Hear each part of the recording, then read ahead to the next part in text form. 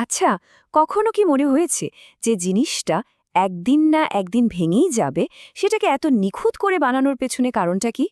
চলেন আজকে আমরা এমনই এক কুমোরের প্রদীপের গল্প শুনব। এই গল্পটা কিন্তু আমাদের জীবনের একটা খুব গভীর রহস্যের কথা বলে। একটু ভেবে দেখলেই বোঝা যায়, আমাদের জীবনেও তো এমন অনেক কিছুই আছে যা চিরস্থায়ী না, ক্ষণিকের জন্য আসে। তবুও আমরা সেগুলোর পেছনে কতই না শ্রম দিই, তাই না?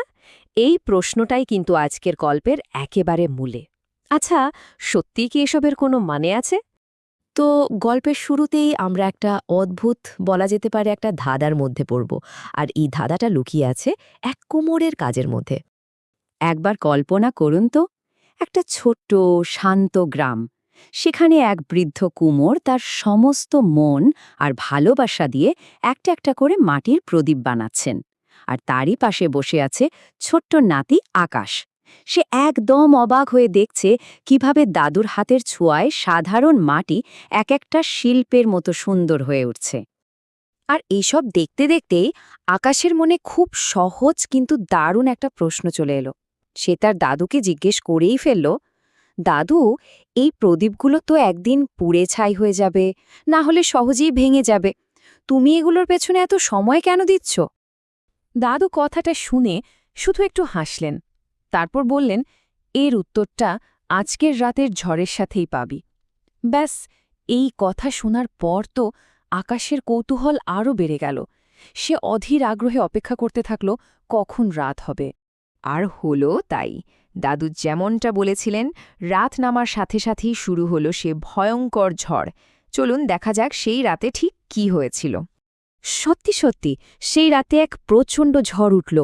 মুহূর্তের মধ্যে পুরো আকাশ কালো মেঘে ছেয়ে গেল, আর শুরু হলো ঝোড়ো বাতাস আর মুষলধারে বৃষ্টি। মনে হচ্ছিল যেন পুরো গ্রামটাকেই প্রকৃতি তার গ্রাসে নিয়ে নেবে। বাতাসের দাপটে আর বৃষ্টির ঝাপটায় গ্রামের প্রায় সব প্রদীপ, সব বাতি একে একে নিভে গেল। পুরো গ্রামটা ডুবে গেল জমাট অন্ধকারে। চারিদিকে শুধু ঝড়ের গর্জন। কিন্তু সব নিভে গেলেও একটা আলো তখনও জ্বলছিল। সেই ভয়ঙ্কর অন্ধকারের মধ্যে একটা মাত্র শিখা একদম স্থির হয়ে জ্বলছে। কোনটা বলুন তো? হ্যাঁ, দাদুর হাতে বানানো সেই প্রদীপটা। তার শিখাটা ছিল একদম শান্ত, অবিচল। যেন এই প্রচণ্ড ঝড়ের সাথে তার কোনো লড়াই নেই, সে শুধু নিজের আলোয় স্থির। তো ঝড় যখন থামল, আকাশ তো অবাক। সে দৌড়ে গিয়ে দাদুকে জিজ্ঞেস করল, দাদু, তোমার প্রদীপটা কিভাবে টিকে রইল? বাকি সব তো নিভে গেল। চলুন এবার দাদুর সেই উত্তরের মধ্যেই আমরা আসল ব্যাপারটা খুঁজে বের করি। দাদু তখন আকাশকে কাছে ডেকে নিয়ে বললেন, দেখ, মানুষের জীবনটাও কিন্তু ঠিক এই প্রদীপটার মতোই।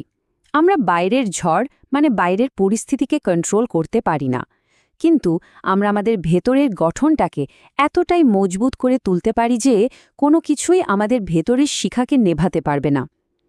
কি দারুণ একটা কথা, তাই না? বাইরের পরিস্থিতি আমাদের হাতে নেই, কিন্তু আমাদের ভেতরের শক্তি, আমাদের চরিত্র, সেটা সম্পূর্ণ আমাদের হাতে।